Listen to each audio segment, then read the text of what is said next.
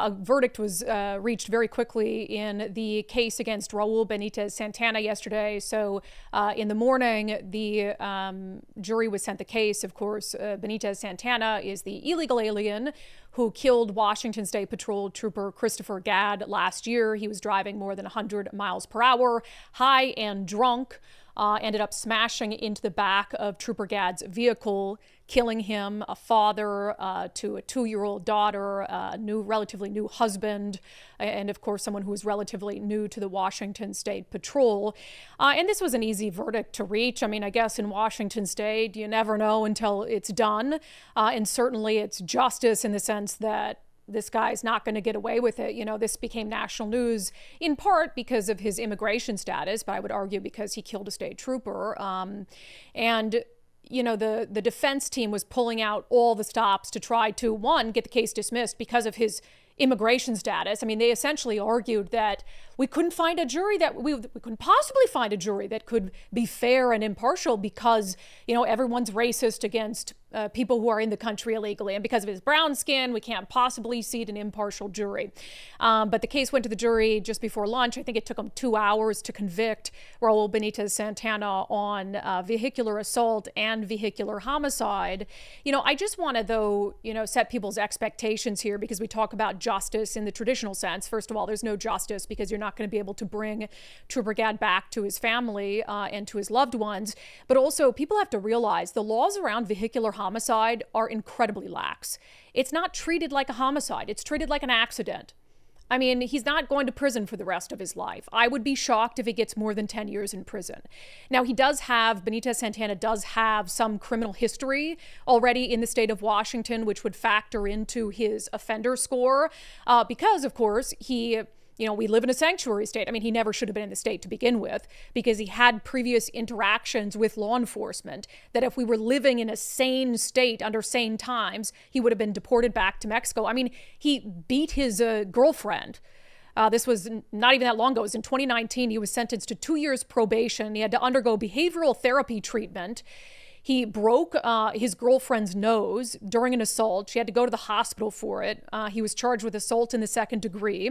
And then also he had a previous, back in 2013, interaction with law enforcement. He was convicted of driving with a suspended or revoked license. He also had misdemeanor marijuana possession from 2013. And then he had another 2014 charge of driving while his license was suspended or revoked. So this is someone who on multiple occasions should have been removed from the country because if we weren't a sanctuary state, local law enforcement would have alerted ICE.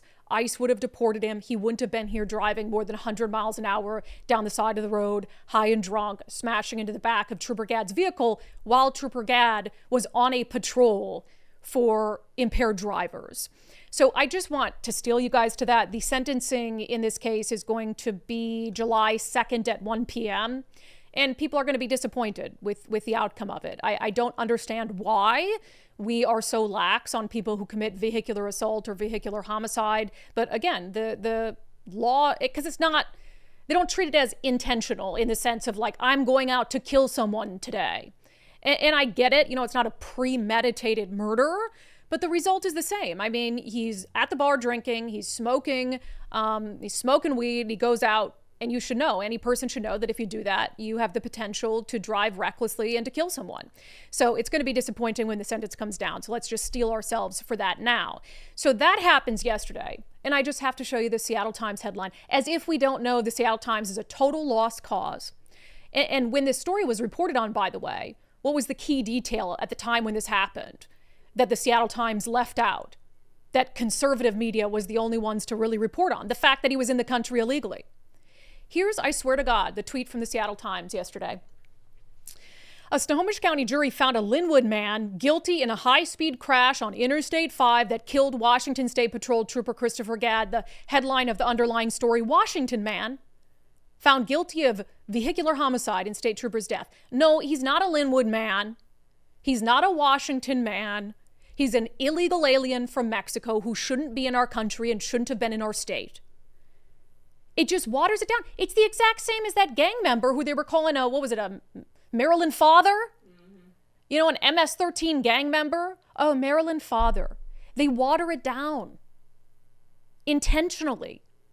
If you think for 1 second, let's say I went to Mexico and I was driving drunk and I hit and killed a Mexican citizen or a Mexican police officer. Do you think they'd say, Guadalajara woman? No, they'd say, American woman came here, killed a member of law enforcement.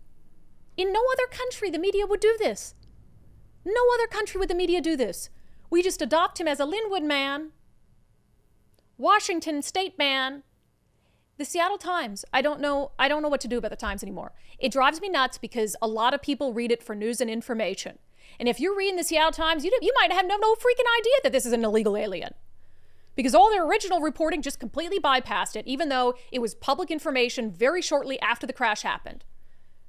Oh, we see this all the time. What did they just do with the guy who firebombed the peaceful Jewish gathering in Boulder, Colorado? They called him, was it the Times or the Washington Post, a El Paso County man. No, he was an illegal Egyptian national who committed an act of terror on American soil.